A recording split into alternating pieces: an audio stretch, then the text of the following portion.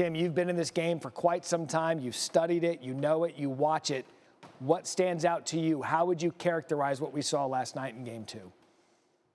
Well, first of all, it's a very well-designed play because you want to always involve your best scorer as the screener because it's going to force a reaction on the part of the defense. And in this case, what stood out to me was the fact that Nicholas Batum is guarding Devin Booker, is so worried about Booker popping out for a potential catch and shoot.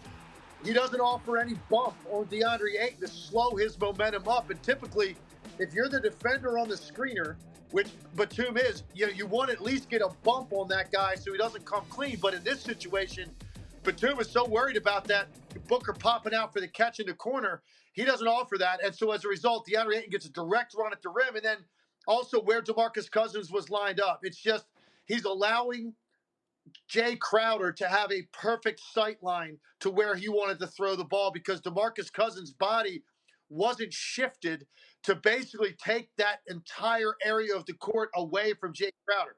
And you want to funnel that ball to the corner, to the three-point line.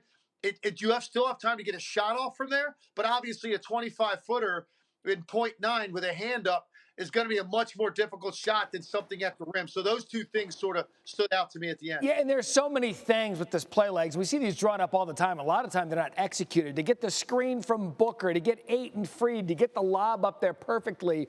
If you're Monty Williams, you draw this ball play up during the timeout, and you see it executed to perfection for a game winner. It was truly perfect basketball, and because of it, the Suns take a 2-0 lead. It's a familiar spot. We know for Ty Lue's Clippers are now 0-6 in games 1 and 2 this postseason. They trailed Dallas 2-0 in the first round before winning that series in 7. They trailed the Jazz 2-0 in the Western Conference semis before reeling off 4 straight wins. They've been here before, not a comfortable spot, but once again, here's Paul George and the Clippers. Well, with this team, if anything, we're more confident. Every series we've been down 2-0. We've handed over 2 wins to the other team.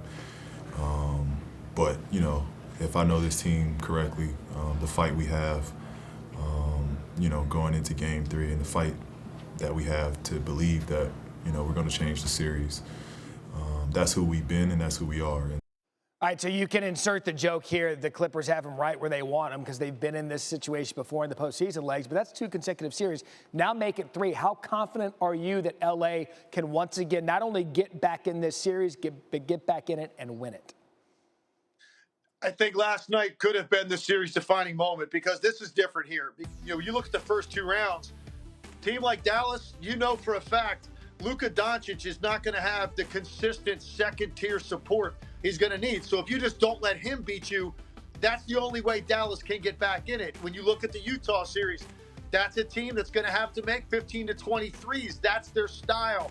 If you don't let them bomb you out from the three-point line, you got a chance to come back because that's how they have to get you offensively. This team is different. They can beat you with great guard play, which they've gotten in Devin Booker, and now you got Chris Paul coming back. So either of those guys can make plays or score when they need to. But then they can also beat you with their bigs. DeAndre Ayton has been sensational, 22 of 29 from the field, but Saric was great last night. You get 30-plus out of your bigs. So for me, when you have a team that can beat you multiple ways, they can also beat you defensively. That makes this much more difficult proposition because there's not just one thing you could hone in on if you're Tyronn Lue and the Clippers. This is a complete basketball team. It's very confident, and that's why letting one like that slip away when you got an opportunity to get this thing back to LA 1-1, this is going to be tough to recover from. It's how it happened, where it happened, and now CP3, if you do the math, there's a potential he could play when the series shifts to L.A.